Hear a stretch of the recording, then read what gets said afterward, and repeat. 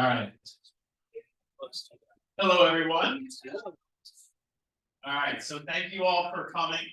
Really, really appreciate it. On behalf of all the cross-country mortgage teammates, if you guys would all stand up. Janine, Jeff, Liz, Henry, Joe, Lou, Jeff Faulkner, you all stand next to me. I was saving Sherry, Frank, and Carrie for the end, Liz, because they did a lot of the heavy lifting. So thank you very much to Carrie, Sherry, and Frank for putting this together. So real quick, times are tough, so we have to Skype Josh Pitts in from Shred Media. No, I'm just kidding. He lives out in Oregon, and he is our social media coach for Cross Country Mortgage. So he hosts some internal coaching for Cross Country Mortgage. So we thought we'd bring him on. Really appreciate him doing this. So Josh, thank you so much. Folks, we asked you when you registered for three things. I think your candy, your favorite candy and season, and something else. Why did we do that? So take these and start passing them around if you would. So I wanted to share with you guys a quick tip from a coaching organization that some of us engage with. And it's called the All About You Forum. And it's going around the room right now. And any of you realtors can happily integrate this into your process. So when you talk to a client on the front end, you can send this to them. Better off just asking them for the answers and filling it out. And a great, quick, and easy tip is if you find out what their favorite candy is, or you find out what their favorite drink is, when you show up to bring them out for showings on the buy side, you can bring their favorite candy or their favorite drink, right? It's going to make you look a little bit better than your competition because you're getting to know your client, not just a transactional piece. So if you're wondering why we did it, that's why we did it. I saw a few of your faces when you walked through the door. You're like, oh my gosh, my favorite candy, right? So hopefully when you need your next mortgage transaction completed by some very solid loan officers, you're going to remember us based on the fact we just gave you a candy. All jokes aside, we wanted to have a happy hour, and so we are having a happy hour by validating it to some social media. So thank you guys so much for coming. After we do this, we're gonna do a little Q&A for Josh, any questions that you have. And then we have the room and the bar until 7 p.m. So hang out, have fun, socialize, etc. So thank you so much. Thank you to the team again. And Josh, you take it away, bud. Sweet. Well, first and foremost, huge shout out and thank you to the Cross Country Mortgage Coast to Coast team. As was mentioned, I have the incredible honor of working with so many members of the cross country team, and not just cross country, but mortgage and real estate professionals across the country. And I love social media. I'm very passionate about it. And just so some of you can get to know me, before I dive into it, we don't have a ton of time, but I think it's relevant, my background within the space, because it kind of gives me a better understanding of all of you. Can you all hear me? Yes? Thumbs up. Give me a thumbs up if you can hear me. Perfect. Some of you got drinks already. They're starting it early. Yeah, that's happy hour is good. Gosh, if I knew there was a happy hour, I might have come out there and hung out with you guys. But so my name is Josh Pitts. I am the founder and chief enthusiasm officer for Shred Media. My background is in actually mortgages. I've been in the mortgage industry for 15 plus years. Was a top producing loan officer for many years. I don't say that to pat myself on the back. I say that because I did it all via social media and I didn't run a single ad. So I'm not that guy who's going to get on here and tell you how to run ads and how to get more leads on social media. I'm 100% not that guy. I'm all about organic, authentic, and genuine social media. And that's a lot of what we're going to be talking about today. And a lot of what I coach and consult on is literally just showing up for your communities, because my very first mortgage transaction when I got started a long time ago was Facebook was barely just becoming a thing, but I had just become licensed as a mortgage professional. And I put it out there saying, hey, if you ever have any mortgage questions or needs, reach out to me. Well, lo and behold, 10 minutes later, sure enough, I got a message from a good friend from high school. Him and his wife were buying their first home. So I said, sweet, I'd love to help you out. I had no idea what in the hell I was doing. I was just like, yeah, I'll figure it out. But I knew I could help them.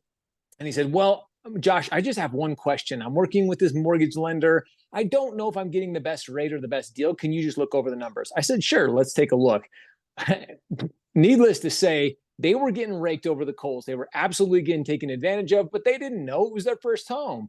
So I told them, I said, hey, I got to just be honest. You guys are absolutely getting taken advantage of here. I don't think this is a good deal for you guys.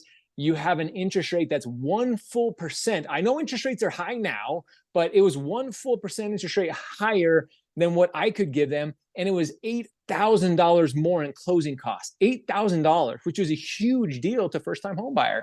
So I said, I think we can get you a better deal. Legally, I can't say the name of the lender anymore. They're actually a past client, but I'll just give you an idea. They have a rocket in their name. You can figure out the rest from there. But at closing, I was sitting there and I look across the table and I notice that my friend's wife, she's crying.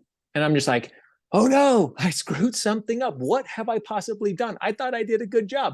I got him a great rate. I got him an incredible closing cost. It was an amazing experience. It was a very, very seamless transaction.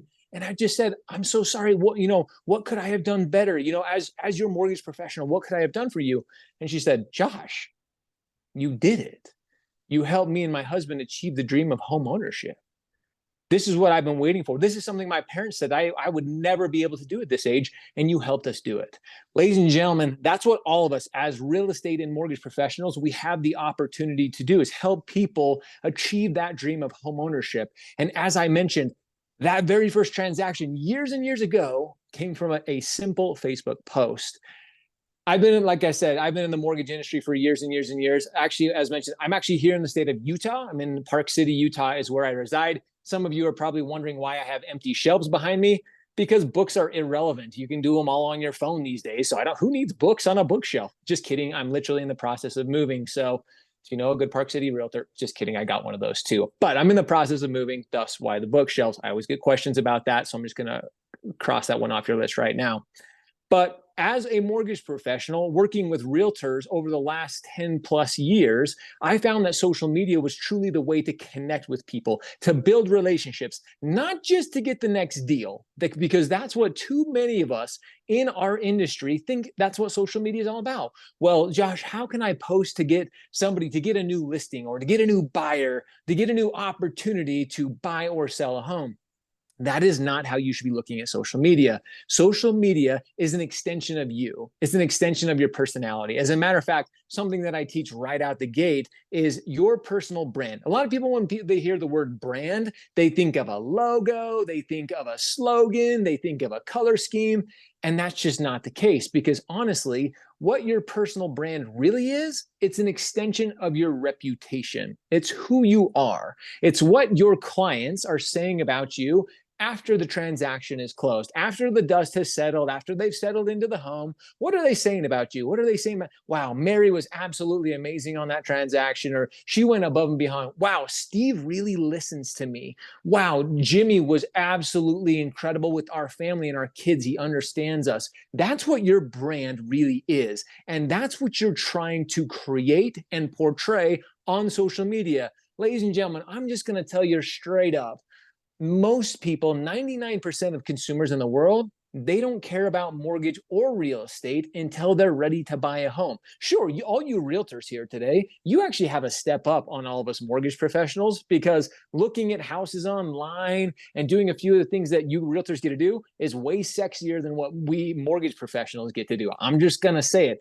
Mortgages, nobody wants a mortgage, especially when it comes to like having hundreds of thousands of dollars in debt.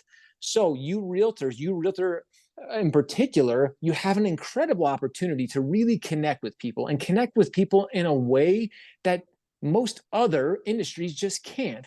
And what I want to do today is share with you just a few things, just a few of what I like to call pillars of when it comes to social media. Some of you may have heard these things. Some of you may be even doing these things. But if you're not doing them on a regular basis consistently, which we'll get into in a second, you're missing out on, in what is my opinion, the biggest opportunity since any of you have been in the business. And I can see there's a few seasoned veterans here in the crowd today. So I know some of you have probably been in real estate for quite a good time, which is amazing. So if you've never heard me speak or seen me speak, or if you don't follow me on social media, you know I'm a very interactive speaker. Even when I get to speak via Zoom, if I were right there in the room, I have ADHD. I walk around, I move my hands a lot, but more than anything, I engage with all of you because that's what social media is all about. It's engaging. So I want to get an idea of our room real quick. How many of you are Facebook users? Raise your, and you don't be embarrassed. Raise your hand. I'll raise them high. You can feel good about it. It's all good. There we go. Look around the room. That's a good chunk of the room is our Facebook users. Okay, what about our Instagram users? Raise your hand. Okay, so a few less. That's all good, all good. What about our LinkedIn users? Where are our LinkedIn people? Fewer. Okay, it's okay. If you're a LinkedIn person, that's okay. I'm not going to give you. What about YouTube? Where's our YouTubers? Oh, there's only a couple of hands. Okay, it's all good. Okay, where are our TikTokers at? Where are our dancers at? Where's our trenders? We got a couple TikTokers in there. That's all good too. I want everybody to recognize in particular when I said Facebook, where we started, 95% of the room's hands went up here. So many people, especially now, think Facebook has gone and died and it's gone away. It was useful back in the day. You had to run ads, and now it's just, it's not a useful platform. You couldn't be more wrong. As a matter of fact, from all the analytics and data we track with some of the biggest data aggregators in the country, one of our clients that we work with on a weekly basis is ICE Mortgage Technology. If you've ever heard of ICE, they're a technology company and one of the largest data aggregators in the country, and they're one of our clients. So we're able to see the data that comes even through social media. And something they found as of late was actually that Facebook in particular is where the majority, over 78% of real estate and mortgage professionals are. Now, we'll get into some other numbers here in a few minutes to help with this, but that just shows not just are you there, but even crazier than that is over 87% of consumers are still using Facebook. And as a matter of fact, those 87% of consumers, that's where they're turning first. It used to be they would go and Google you. But now consumers, especially, we all hear the Gen Zs and the millennials, that's where they are turning. They're looking up your social media profiles. So whether you're an experienced veteran and you've been in the industry for 20 plus years, or you're brand new, buyers are turning to social media to get to know you. They're not looking at your 4 or 5-star reviews. They don't care so much about that. They want to connect with you. When they pull up Susie's Facebook account, they want to see that, hey, Susie has a dog. Hey, Susie likes to go outdoors. Hey, Brad likes to ride bikes. I like to ride bikes. As a matter of fact, when I started building my mortgage business and my mortgage company, I literally started a Facebook group. If you follow me on social media, you know I love the outdoors. I literally live in parks. I live in one of the most incredible, most beautiful places in all the country when it comes to outdoors. We have hiking, we have biking, we have skiing, snowboarding, everything in between. I love the outdoors. So when I first started getting really growing as a mortgage professional, I started a mountain bike group. People thought I was crazy. My mentor in the mortgage business, he's like, dude, nobody cares about mountain biking. Like, you got to get more deals. You got to be posting about rates, and you got to be posting about programs and telling people. That's back when you could get away with posting rates. These days, stay away from it. Don't even think about it, especially you realtors. We don't want to be quoting rates. We don't want to be talking about any of that. But I started a mountain bike group. I loved mountain biking. It was something I was really passionate about. I was competitive in it, and I loved it. Well, I started a mountain biking group. Little did I know that within about 3 months, that mountain biking group would have over 300 members from all around the state, and we were getting together on a weekly basis to ride bikes. That's it, just to ride bikes together. Well, next thing I knew, I was getting incredible realtors, other mortgage professionals, and I was actually closing more deals out of that one group, just mountain biking group. I wasn't posting about mortgage. I wasn't posting about real estate. I was just talking about mountain biking. People were coming to my page saying, oh, I love to mountain bike. That's one thing that Josh and I have in common.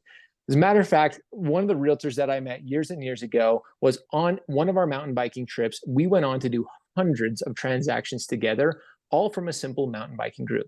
Now, why do I share that with all of you today? Because so many of you are thinking, whether you're a beginner, whether you're kind of a seasoned pro at this, or whether you're the master of all social media, the best way you can connect with your community, you got to eliminate the word audience, because you don't have an audience on social media. An audience is people you talk at. Your community is people you talk with. And that's what you want. You want to create a conversation. You want to create a community of people of like-minded beliefs and ideas, supporting one another, helping one another. So all of your goals today, if nothing else, you should strive to have a stronger community on whatever social media platform, whether it's Facebook, whether it's Instagram, whether it's LinkedIn, YouTube, or even TikTok. You really should strive to have a stronger community. And I want to share a few ways that you can do that. So, number one, the first pillar I want to share with you is you have to be you. Now, you are like, okay, of course, Josh, I've got to be me. How many of you, by raise of hands, and I really appreciate and will be very grateful for your participation right here. How many of you don't like to post on social media, especially videos and pictures of yourself, because you might be a little conscious of the way you look or sound? It's okay. You can raise your hand. How many of you? Hey, thank you. So I am very grateful for those of you who raised your hand. I fell into the same bucket. I remember the first time I posted a video, I thought I sounded like an idiot. I thought I was like all over the place. I still talk really fast. I stumble over my words still. And I've been speaking to audiences for well over 7, 8 years now. And I do this for a living. This is what I do, but I still mess up. I still get conscious of it.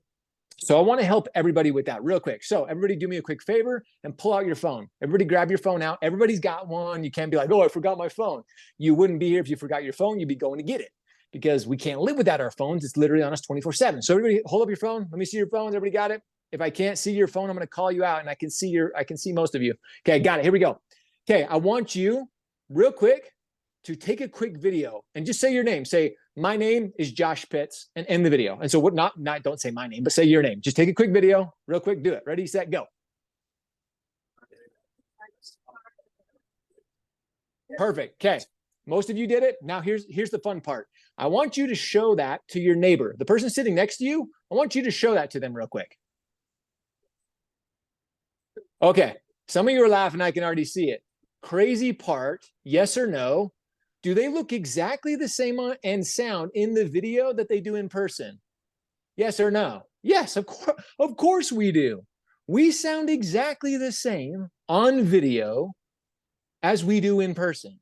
This is something I get all the time. They're like, but I don't like the way I sound. And I'm like, well, shit, unless you're going to do something big that you're never going to get to be able to change that. You sound exactly the same. So I'm eliminating that fear. I'm eliminating that right now. You don't have to worry about it. All of us, every single person in this room, except for that guy. Just kidding. Everybody in this room is beautiful and incredible in their own right. We are all, God made us in the way that he did for a reason. We're all unique, and that's okay. We sound different. We look different. And that's the cool part about social media is everybody will connect with that in a different way. So please stop worrying about the way that you sound. Stop worrying about the way that you look and just be you. Another part of that as well is a lot of people, when they first come to me, they're like, well, Josh, I want to be, the real estate rascal, or I want to be the rascal. Just, it sounded good at the time. I don't know why I went with that one, but whatever. They want to come up with some cool slogan, or they want to come up with some cool nickname and like, hey, I want to be this persona. I'm going to warn all of you right now, having a persona is incredibly difficult. As a matter of fact, even the best actors in the world, some of the top people that we watch when we go to the big screen, when we go to see a film in theaters, those are personas, those are characters, those are actors. Are they like that all the time? Of course they're not.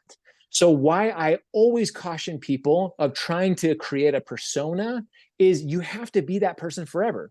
Because you as real estate professionals sitting in the room, do you meet people on a regular basis to show them a home or to do a listing? Yeah. So if you show up to a listing and people have seen you as a persona, as the real estate rascal, and you're kind of all over, and you're kind of, unless you're that real person all the time, you'll show up and they're like, well, where's the rascal? Where are they at? That's what I was expecting here. So you have to be you, and it's okay. I'm going to tell you straight up, there are some people who are not going to like the way you sound. There are some people who are not going to like the way you look. Hey, that's okay. A lot of people don't like the way I sound or look either. I'm totally okay with that because there are others who absolutely love it. So be yourself, enjoy it, and just move on. Don't overthink being you. Just continue. Whatever hobbies you enjoy, whatever quirks are about you, that's okay because we as human beings, we're all imperfect as well. And Everybody else would much rather see you and your imperfections and who you are rather than seeing some actor or character that you put. A lot of people come to me too. Well, Josh, I want to hire an influencer. I want to hire somebody to be the face of my company. It's the biggest mistake you could ever make. Because you hire somebody to be the face of your company, they're not connecting with you. I've seen this time and time again, and especially now in the world of social media where people can see through the BS. You have to be you because ultimately, as I've mentioned, you're trying to build relationships. You're trying to make connections. You're trying to grow these amazing connections. That's what you're trying to do. So number one thing is you have to be yourself. Number two pillar that I absolutely love is you have to be consistent. Now, I'm going to be the guy to tell you, you have to be posting 10 times a day. I'm just kidding. If you try to post 10 times a day, you're going to burn yourself out of social media so fast. A lot of times when I get people joining our Shred You community, which is our coaching and consulting community for mortgage and real estate professionals, when they join the community, they say, well, Josh, I want to start posting one social media video a day. And I'm like, pump the brakes. Hold on just a second. How many are you posting right now? And they'll typically go, well, I'm posting once a week, once a month, well, once a year. I'm like, okay, well, let's really get consistent. So I'm going to tell you, for everybody sitting in this room, 2 to 4 posts a week is fantastic. Some of you may be thinking that's a lot. If you can't be doing 2 posts a week, again, I'm in the industry. I'm still a licensed mortgage professional. I'm not a practicing mortgage professional. I get to do this full time, but I know how the industry is right now. I know what the market is doing. So yes, all of us have a little bit of time, even if you're incredibly busy right now, which I hope all of you are, but all of us have a little bit of time to be on social media. We're going to talk more about that here in just a second, but more in particular, you can find time to create 2 to 4 posts per week. Now, I'm not saying they have to be videos either. Maybe you're just getting started and you want to do 1 video post a week. Great. That is a fantastic place to start because once you do 1, then you'll do 2, then you'll do 3. Next thing you know, you'll do 100 and you're going to be feeling confident and amazing about those 100 videos. All of our first videos suck. I'm just going to tell you that for the straight up. Even if you hire a great videographer and a camera crew, which none of you should do, because as you can see, I'm sitting here on my phone. If you go follow me on social media, on any social media platform, you can follow me at Josh Pitts Shred on all social media platforms. I'm using my phone more than anything. Why? Because it's in my pocket. I can pull it out and I can be consistent. I can record a quick video. If I'm talking to a client and they've got a great question, I'm like, that's a great question. I can hurry and record a video on that. And I can have it posted within 3 minutes of doing a quick video. That's how simple we should make it. We should not overcomplicate it because when we overcomplicate it, we cannot be consistent. So you have to create a consistency within your posting. Like I said, start with 2 posts a week, but really dial in. Something we coach on with all of our new Shred You members is really creating a schedule, calendaring it out. Like everything else, all of us have calendars. All of us have some type of schedule. And usually it's, hey, doing follow-up calls, talking to this client, doing this at this time. We all have schedules throughout our day. Having some time scheduled out on social media to make these posts, to be creating them, is something you have to have every single day on your calendar. Now, again, that doesn't mean you have to be posting, but you have to be doing something consistently, which we're going to be going into my number 3. So my number 3 pillar is build relationships. Now, how do you build relationships? First and foremost, the easiest way to do it, and probably my favorite way to build relationships on social media, is engage with your community. So many of us, when we first start to use social media, we think it's just posting all the time, creating content, posting. As a matter of fact, that's not the most important thing you can be doing. The most important thing you can be doing is engaging with your community, taking 10 minutes. All I'm asking for is 10 minutes. Most of you, I wish it would be easier, but does anybody have an idea of what the average person, how long the average person spends a day on social media? Any idea? 2 hours, 4 hours. 2 hours, 4 hours, a couple of good answers. 2.7. 2.7 hours a day is the late. That's just social media. That is not the internet anymore. This is data just released by some of the biggest data aggregators in the world. Is the average person spends 2.7 hours a day on social media. And going back to my Facebook comments, over 2 hours a day by over 92% of users is on Facebook. So again, Facebook is still relevant. We spend a ton of time there every single day. Going back to our building relationships pillar, the best way that you can do it is you engage with people. Go find your top clients. Go find past clients that you've worked with in the past. Find people that truly inspire you and engage with them. And I'm not just saying hit the like button. Don't just go and hit the like button or hit the heart button on Instagram.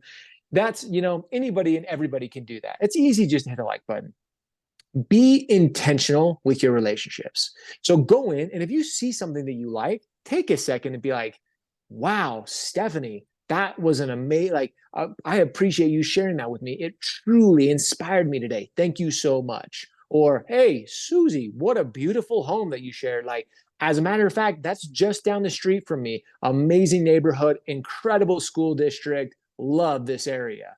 Be intentional when it comes to engaging with your community. The number one strategy, I always tell people, if you want to grow on social media more than anything, to add actual users, engage with your community. Why? Because I'm going to give you a little secret sauce behind this. Because when you engage with somebody, it does two things. First and foremost, it makes that person feel amazing. All of us have been there. If you've ever made a post on social media and you saw somebody liked it, that's great. If you see somebody comment on it, you're like, wow, Josh actually took the time out of his day to comment on my post. What did he say? We get all excited about it. What did they say?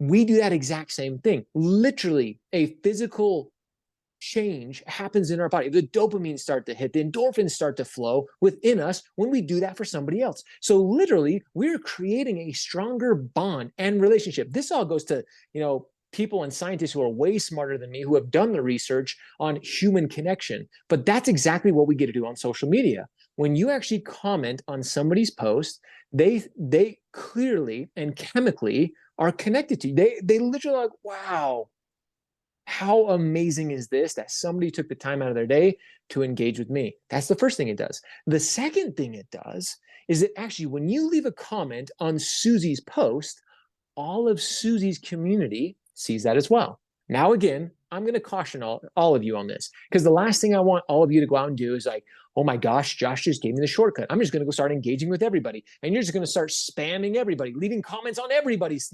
Next thing you know, people start to see it. People start to understand, like, oh my gosh, that Dave, he just comments on everybody. He's the, I won't use the word, but he's the guy that gets around on social media.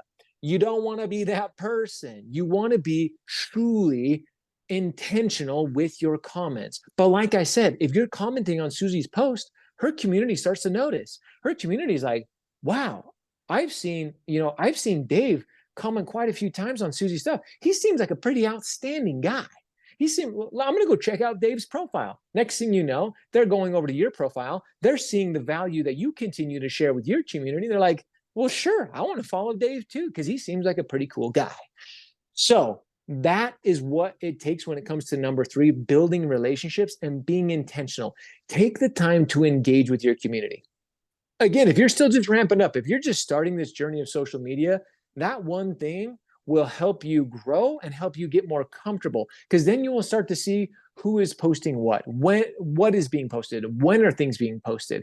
You'll start to just get more comfortable with the feel of social media. So don't overthink it. Just go out there and start engaging. Have fun with it. Leave comments that truly are inspiring and helping your community. Again, if you do nothing else from today, what I share with you, go be more intentional. Set a timer. Again, the last thing you want to do is get stuck in the scroll, which all of you know what I'm talking about. You're scrolling. Next thing you know, you've been on TikToks for 4.5 hours. Your wife's yelling at you to get downstairs and eat dinner and change the baby, and you're still scrolling on TikTok. It happens. Been there, done that. So set a timer, 10 minutes a day. And as soon as that timer goes off, okay, it's time. It will help you be more intentional. It will help you focus more on what's important on social media instead of just mindlessly scrolling. So that's my number 3. My number 4 pillar is repeat. If you know what the acronym for SHRED is, it's show up, hustle, repeat every day. Because social media is not a short-term game. I'm just going to, if you're in this, hey, I'm going to make a post today and get deals tomorrow, that is not how it works. Because like any of us in here, anytime we build a relationship, think of how you built a relationship with your spouse or significant other. Did you win them over in the first 10 minutes? Well, I did, because you can see why. None of us did. It takes time. We have to truly build a relationship. We have to build a connection with people. So we have to repeat the process. You can't just, again, engage for one day out of the week and like, well, I engaged on Tuesday, I'm good for the rest of the week. No, this social media is something. Just think about your day, your average day, how you go about your day. You see your kids, you see your spouse or significant other, you see those people, you continue to engage with them, you continue to have conversations with them. So many people think social media is just that, like, well, it's just, I'm going to keep putting things up here, I'm just going to throw it out here. You've got to repeat on a consistent basis, or people won't see it. If you're doing one video a month, that is just not enough.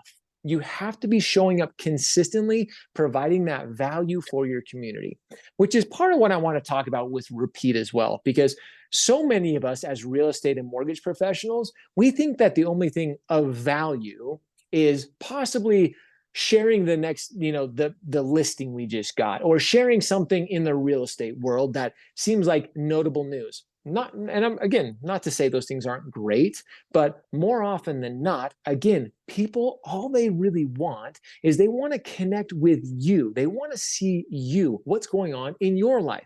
Why do you think Meta, who owns Facebook and Instagram, has put so much emphasis on stories recently? Stories are a glimpse on what's happening in your everyday life.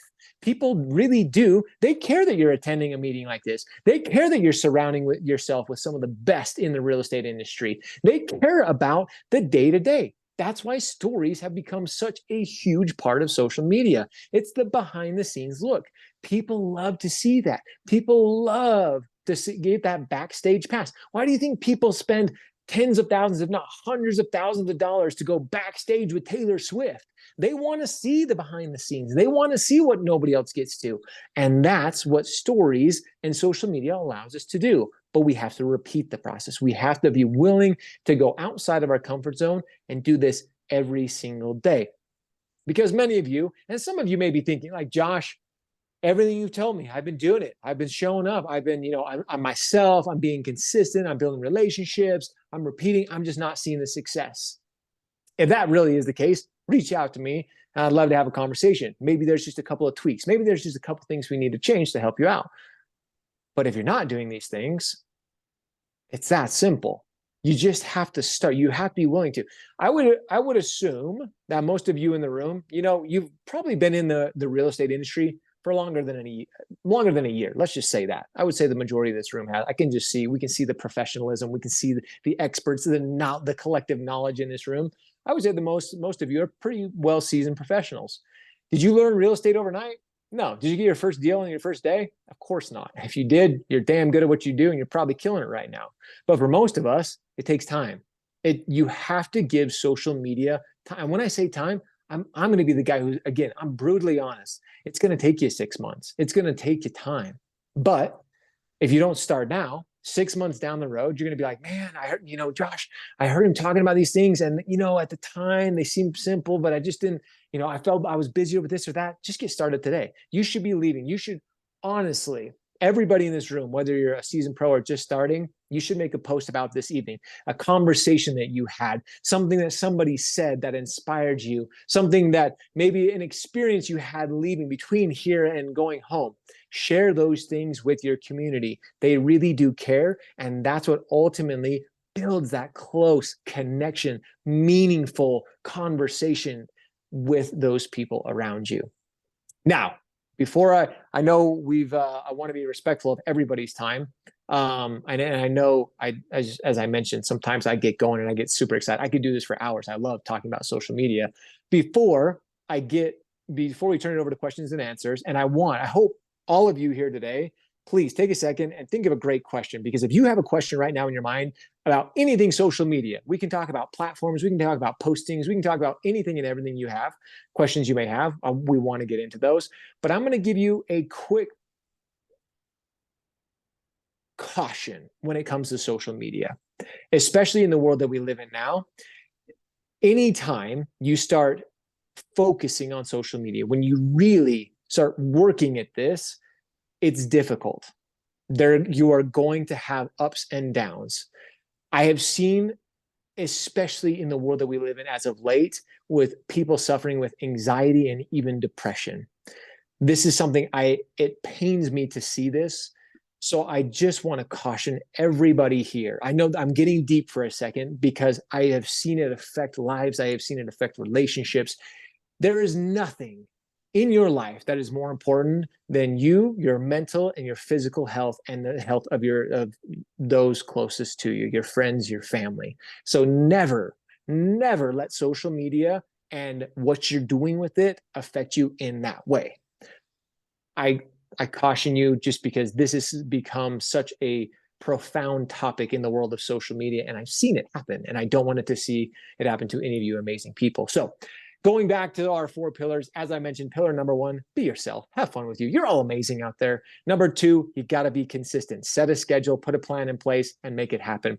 Number 3, build relationships by engaging with your community. Don't just keep posting. Don't just keep posting. You got to take the time and engage. And number 4, you got to repeat the process. As you do, you will see little by little, you'll start to see that success come. So again, I appreciate the opportunity to be here. I'm so excited to answer all of your questions. And as I mentioned, if you ever have questions that you want to talk about offline, feel free to send me a DM. You can find me on Facebook, Instagram, all the social media platforms. Feel free to send me a message and I would love to connect with you. So let's get into some questions and answers and see how we can help all of you.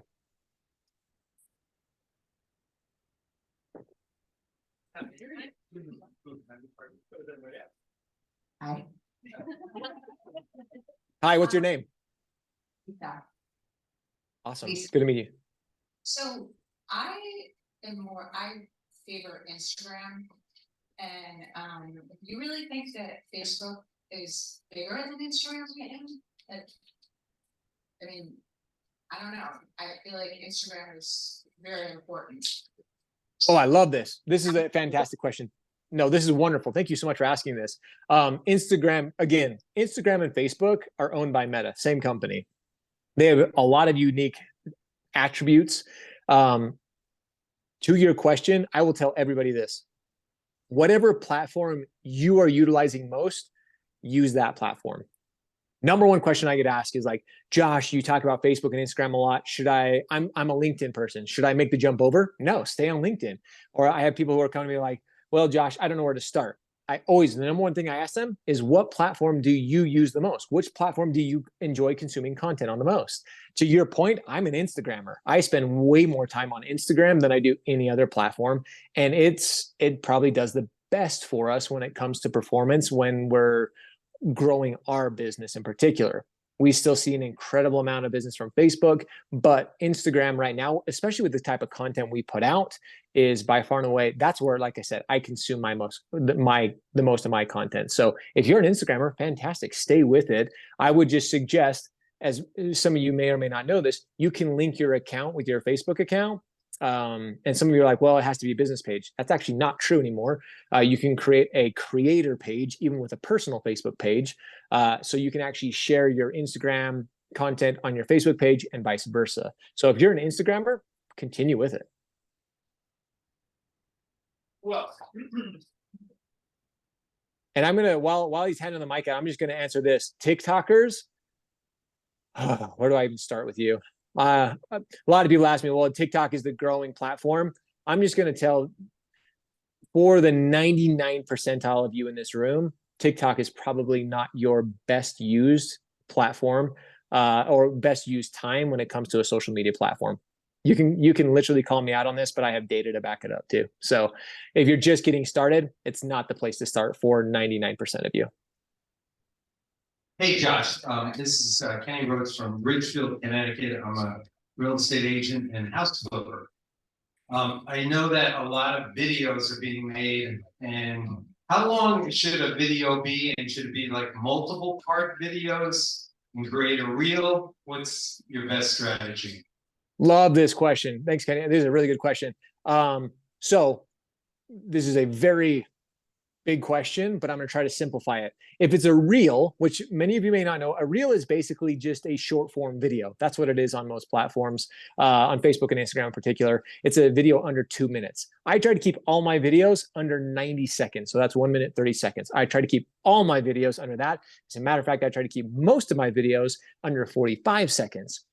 As I mentioned, I have ADHD. The average human attention span is 2.2 seconds. So reels in particular, if you keep them short, to the point, sweet, you're keeping the attention of your community much better than doing long form video. Now, there are a lot of people, and I consult with podcasting. People love to argue me on that. Well, Josh, people listen to podcasts for hours. I love Joe Rogan. He's a friend, actually, somebody that has mentored me in the podcasting world.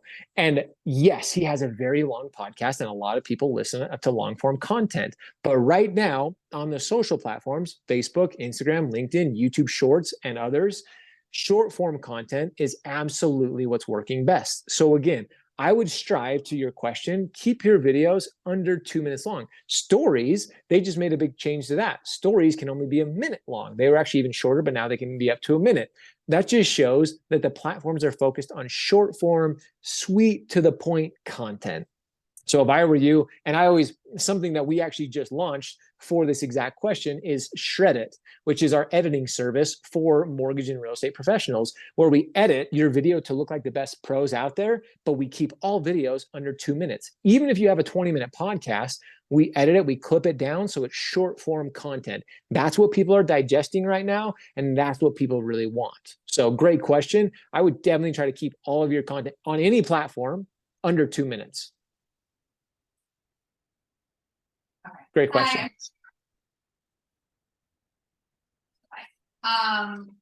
There are so many different sites that have the best times to post reels, or how to boost your reel, or how to get the most viewership. I'm wondering what's true, what's not, best techniques. It's all bullshit. Just kidding. So this is another great question I get all the time is, Josh, what day, what time is the best to post? The best time, I'm going to give everybody a secret. You should all write this down, or it's being recorded. You're going to want to re-listen to this. The absolute best time to post, bar none, shows by any data that is out there, the best time to post is when you post. That's it. Like, you're all like, oh, damn it, I thought he was going to give me the secret. Really, it is.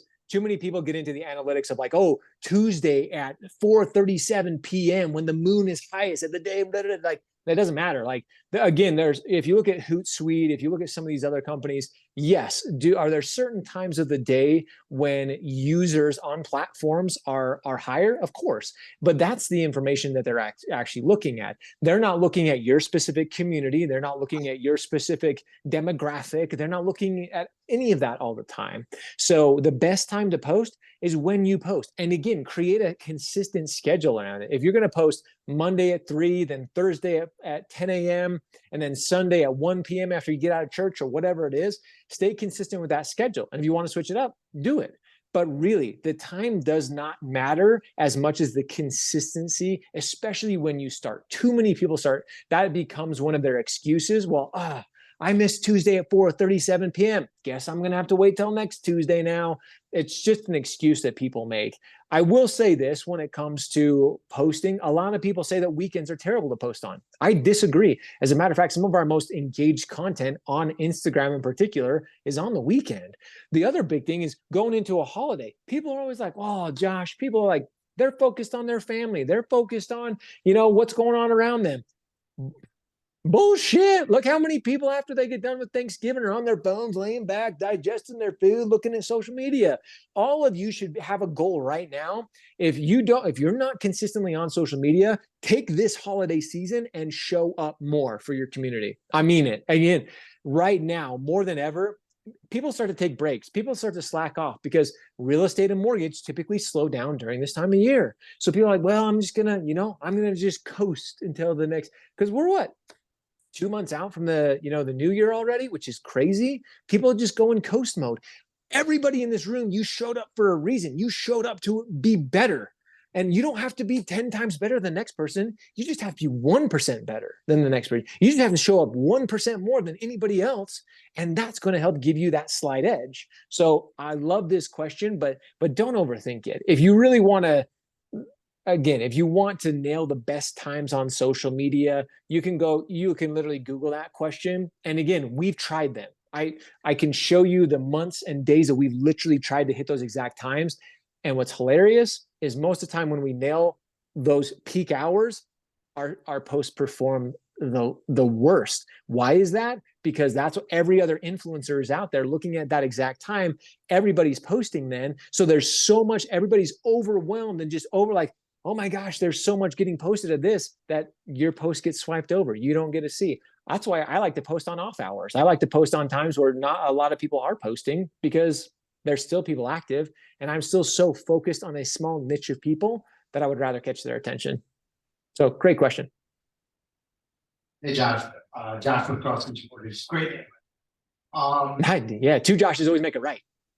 Personal posts versus business posts. Do you ever like, how many should I post personal each week? How many, business? What's the point where it gets annoying? Are people gonna just scroll right past me? So like, do you have any recommendations? On that? This is being recorded, so I have to be careful with this. And I will be 100%, I'm gonna be very clear with this. You should always talk with your legal and your compliance departments when it comes to business versus personal, because and again, Cross Country is an amazing client of ours. We love working with them. They give all of their team an amazing leeway and opportunity when it comes to this. But I'm going to be 100% honest, is when it comes to business and personal content, some of you are probably nervous to post personal content, which is, I totally get it. I understand 100%, but take a step back for a second and think about the clients that you're working with. The mortgage and the real estate transaction that you are helping your client with is a very personal transaction. Think about it, especially mortgage professionals. You're learning income status, you're learning marital status, you're seeing bank account statements, and you realtors in the room, same thing. You're taking these people, you're asking them questions, you're spending hours upon hours with these people, getting to know their families, getting to know their desires, how many pets they have, what they do for jobs. You're getting to know these people on a very personal level. So many people are always like, well, Josh, I want to be professional when I'm posting. Fantastic. I do too.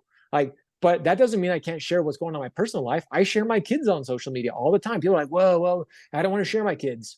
That's up to you. This is a very personal decision. But when I share my kids or my wife with the things that we're doing together as a family, that's what most of you are selling. You're selling families homes. So when they see that, oh, you know what? Josh is out there having fun with his kids in his new home, or he just helped them buy this new home. I have a family. He has a family. When it comes to posting on social media, we have tested this time and time again.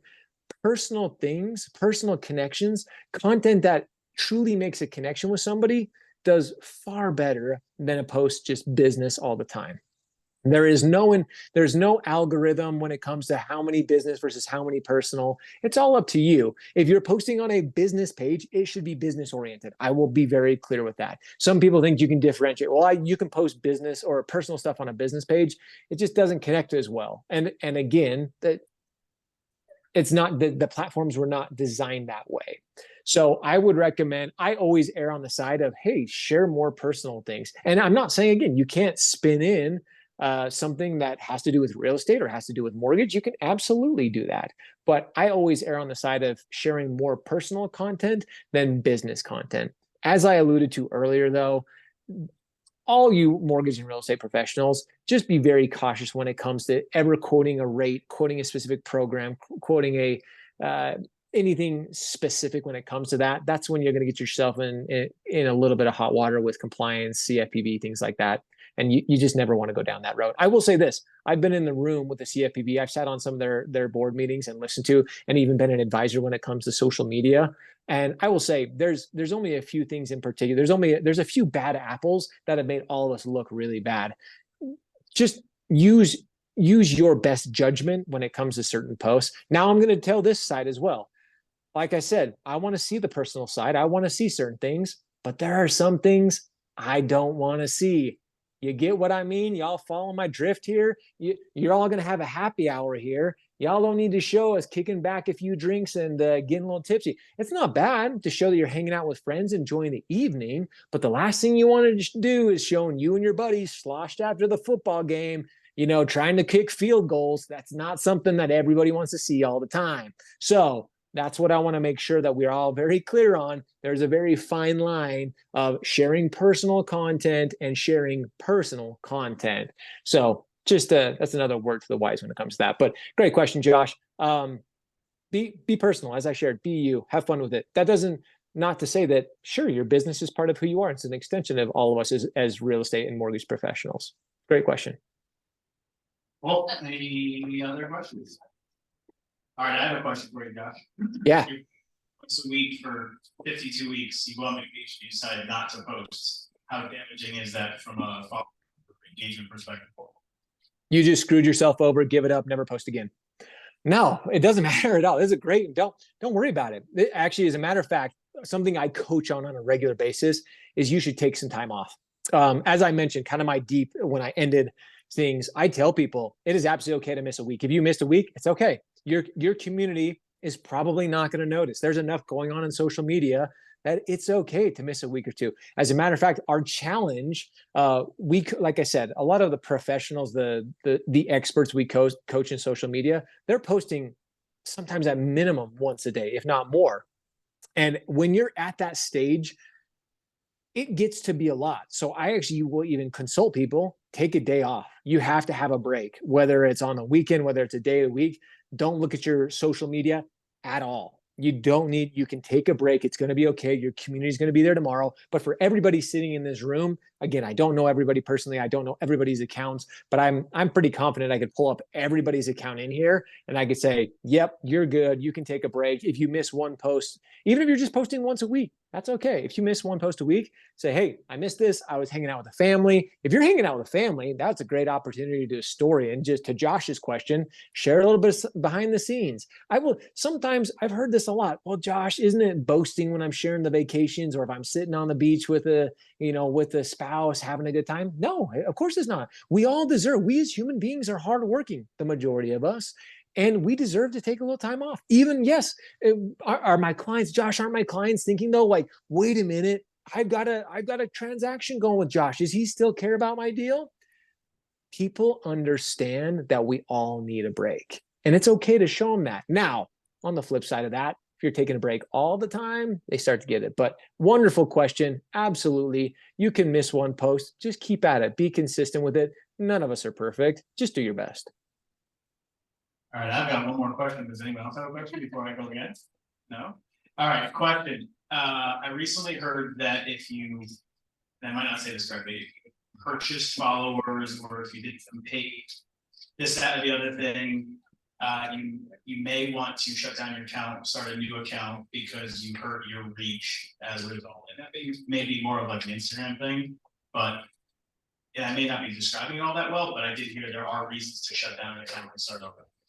You nailed it. And I am a walking, breathing example of this. And I can humbly say it. I bought followers and it was something I learned from that was absolutely, I don't want to say traumatizing, but it destroyed what we had taken so long to build. We had built a true following of over 25,000 people. And I got stuck in what I call vanity metrics. Is we see followers, we see other real estate professionals, mortgage professionals. Oh my gosh, they've got 50,000 followers. Oh my gosh, they've got 100,000 followers. I can tell you today, I can pull up anybody's account and I can tell you who's bought followers, who's bought engagement. I can tell you it in a heart. Not only do I have a tool that can show it, but I can do it just by looking at it now. I got caught up in vanity metrics and I did just this. I said, well, I want to be the guy with 100,000 followers. And I work with a very reputable company saying, well, we're going to make sure we engage with the right people. We're going to build the right community. I hit 75,000 followers and I noticed very, very quickly that my community was so far off of where I wanted it to be. It wasn't engaging with me truly. They weren't real people. They weren't people who really cared about Josh Pitts and my brand and what I care about. And it wrecked me and my team. Because again, I will admit it's not just me that works here at Shred Media. We have an incredible team that helps us put out content and work with incredible people like yourselves. But buying followers was the biggest mistake that we ever made, and we restarted. We did it about 8 months ago is when we did. If you follow me now, I have about 750 followers on Instagram right now, which most people are like, "Whoa, that's slow growth." We're doing it intentionally, because, like I said, can any of you go out and buy followers today? Absolutely. But you don't need it. Imagine this. So look in this room. There's probably 50 people, 40, 50 people in this room, maybe a little bit more than that. Talking in front of 40 or 50 people is amazing. That's such an incredible opportunity. So many of us think about that. I've stood in front of a room of, 2,000-3,000 people and spoke with them. You stand in front of 2,000, 3,000 people. That's a lot of people. That's a lot of people. On social media, I would assume most of you have a couple hundred friends on Facebook or connections, and same thing, followers on Instagram. Ladies and gentlemen, that's amazing. Kudos to you. That means you have a couple hundred people that have chosen to follow you, to be engaged with your life, with the things that you're sharing. That is an accomplishment. You don't need hundreds of thousands of followers. Well, Josh, I want to get a new opportunity. Your opportunity will come from the people that already are following you, that are your friends, that are your community. Focus on them. Focus on providing value to those people. That's where you're going to get more transactions. That's where you're going to get more opportunity, not on the new follower game. I promise you, don't play that game. Don't play vanity metrics. You just don't need it. So to your question, yes, if you have bought followers in the past, it is by far and away way more advantageous for you to start over and build a meaningful, true community than continuing down that route. And I know some of it, and again, there are some amazing team members on cross country that I've had this conversation with and shared with. So, yep, if you know anybody, or if you see those vanity metrics, don't worry about them. Cool. So we actually have a group in Rhode Island, which you missed, I forgot to mention before. Dina is up there. Question from them: how do you get your professional page seen more in personal newsfeeds? State that one again. I didn't quite hear it. Testing my reading skills. How do you get your professional page seen more in personal news feeds? How do you get your professional page seen more? Professional page to a personal page, and I think the question. Oh, just do it. Okay, now I got the question. How do you get transition over? You just got to start doing it. If you have a business or a professional page that you've been more active on, it's time just to start being more active on your personal page, or even start directing people like, hey, I'm going to be posting more of my content over here. This is again, another question going back to the personal versus business. You just got to start doing it. You just got to make the transition, rip the Band-Aid off, and say, hey, if you want to see some of the, behind the scenes, you want to see some more of the more personal content from my aspect and what I'm sharing, is go follow me over here. You can do that on a business.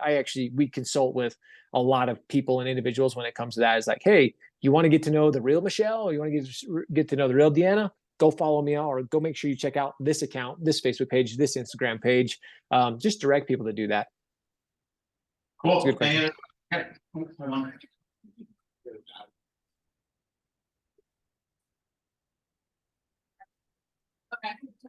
Hi, I'm Mercedes. I have a general question to that point. I do have a personal page and a business page. I cross post on both. I've noticed I have more traction on my personal page. There's a lot of redundancy posting between the two. I've been kicking around the idea of getting rid of my business page and just focusing on my personal one. That's where all my action is. That's where everyone's following. That's where everyone's engaging. I feel like I'm repeating efforts and wasting time. Bad idea, good idea? Good idea. I fully support this. And again, this is where I go, I take a step back, and I'm very cautious of compliance and teams and things like that. But I always share, as long as you're not sharing anything when it comes to rates, specific programs, demographics, things like that, you don't ever have to worry about sharing anything on a personal page. And I always tell people, if you talk about things that are personal on your personal page, there's no reason for compliance or worried about, saying something that might get you or your company in trouble. So I would absolutely, it sounds like you're getting far more engagement there. So 100%, just take the leap, focus on your personal page. And again, that doesn't mean you can't share things that are related to being a real estate professional or being a mortgage professional. It just means that, yeah, people are going to connect with you in a little deeper way on that personal page. So I fully support that. Thank you. Yeah, of course. Any questions? See your hand over there? No? All right, well, we want to thank you very, very much for coming today.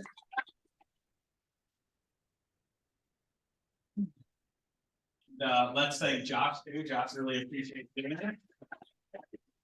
Thank you guys. I really appreciate this opportunity. And the one thing I'll end with is please go do it. Go have fun with it. Enjoy this. Thank the person who invited you here. They literally provided you with such an incredible opportunity to better yourself. And that's what you're all gonna go do. Have fun with it. Enjoy it. And if I can ever help with you, let me know. Thanks, guys. Cool. So I'll give you guys a really funny story, Josh. You might get a kick out of this too. 2017, I turned a milestone age. I bought myself a recorder and I'm like, I'm gonna start recording videos for social media. That was literally my gift to myself. It took me 1 more year to finally start posting because I was that chicken. Because I didn't like the way I sounded, which is what you said before. I still hate the way I sound. My trick is I record it, even if I screw it up, unless it's like a major screw up, I post it and don't care. Because if I listen to it, I'm probably not gonna like it and I'm gonna delete it. I don't even listen to my own posts. I just do it and send it. So if you're afraid, that's how I got over my fear. It did take me buying myself a gift and then spending another year waiting to do it. So anyway, but you guys get a kick out of that. There's food over there. There are drinks over there. Again, thank you to my entire team for putting this together. Thank you all for being here. All right. Thank you so much. When you go up to grab food, the chicken salad in the cups is for our gluten-free friends. So if you are not gluten-free, try to refrain from taking the chicken salad out of their cups. Enjoy the food.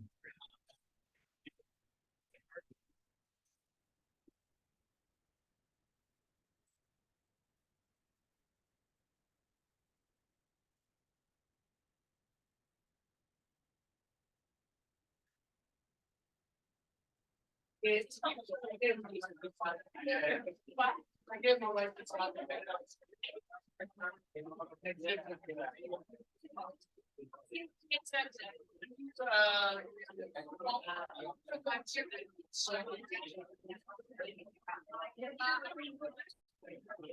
a break.